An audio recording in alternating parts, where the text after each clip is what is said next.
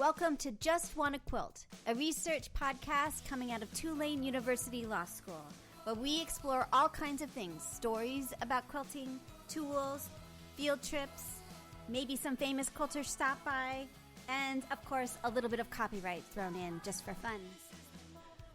This is Elizabeth Townsend-Gard. I'm a law professor at Tulane University Law School. I'm also, I have two fellowships right now, one at the Business School for Entrepreneurship, the LePage Faculty Fellow, and I also have another really cool fellowship at the Newcomb Institute, the Greenbaum Fellowship, looking at narrativity, gender, and fiber.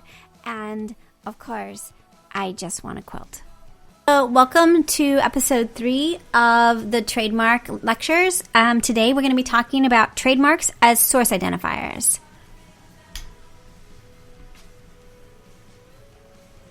All right, so trademarks as source identifiers.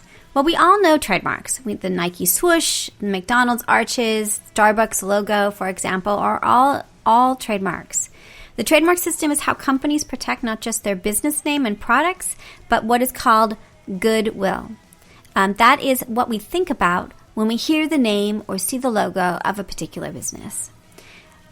So when you see a logo or a company name, you may instantly feel something about that product. And that's what companies want from you. So when you see our logo with the boxes, the four blue ones, the 3 green ones, the 2 pink ones, and the orange one, that should make you think about Just Wanna Quilt. Or when you see the name, it may be like, oh, yes, that's the podcast I hang out with while I sew. Oh, yes, that's right. I remember that particular episode. It makes me think of that episode. For some of you, a couple of you, you'd be like, oh, yeah, that's the host that sometimes is crunchy and chews while they're eating, or they type on the computer because they're looking something up. It's not like always the positive qualities. It's what you think about when you see the brand. That's what goodwill is.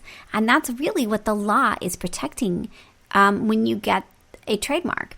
It's, it comes in the package of the name, Just Wanna Quilt, but it really is the feeling that everybody feels when they look at that. That's what the law is protecting, which is super interesting and super weird.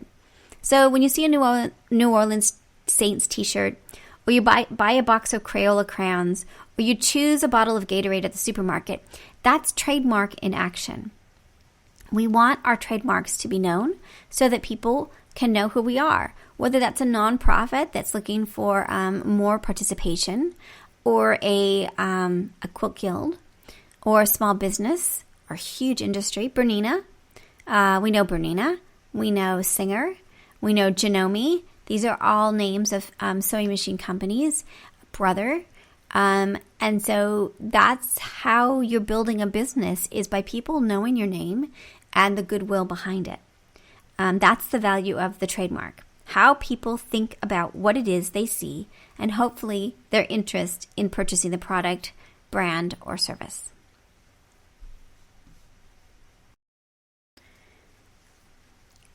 So trademarks are a source identifier.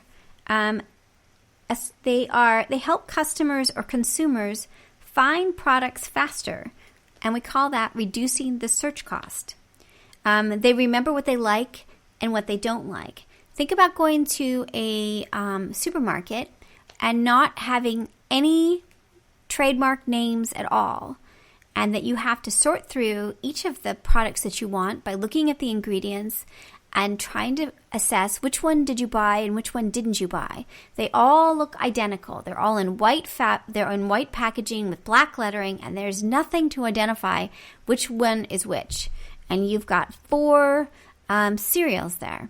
Trademark allows us to cut down the search costs of when we purchase things by saying, oh, I like Kellogg's brand cornflakes, so I can pick it up off the shelf very quickly.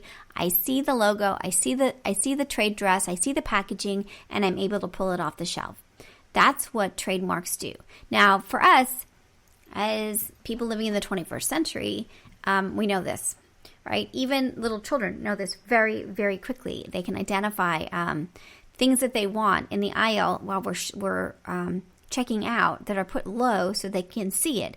They see the images they see images, they recognize it, and they want them. That is reducing the search cost.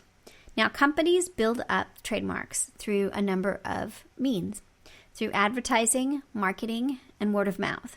And as trademarks become known, they become worth more as a commodity of the business. They're an asset. So trademarks can be sold, and they often are sold as part of businesses. So that's what a trademark is. It's a source identifier that is also helps consumers reduce their search cost.